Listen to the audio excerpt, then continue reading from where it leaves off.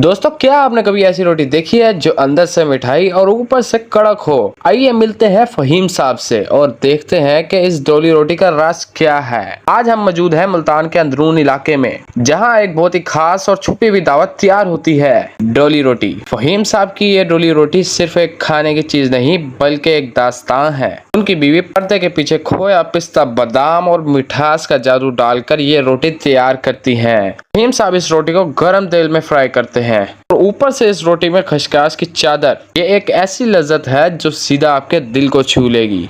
जुम्मे और इतवार वाले दिन यहाँ से आपको चिकन और दाल वाली रोटी भी मिल जाती है। और इनकी दुकान की टाइमिंग है गर्मियों में सुबह 6 से 11 और सर्दियों में 7 से 12। और फहीम साहब का कहना है कि हमारे पूरे पाकिस्तान में डिलीवरी मौजूद है और इनकी लोकेशन है बैरून पार्क गेट चौक, मोहल्ला बीच इसराय, मुल्तान। तो वीडियो अच्छी लगी तो मुझे फॉलो और वीडियो को लाइक जरूर कर दें।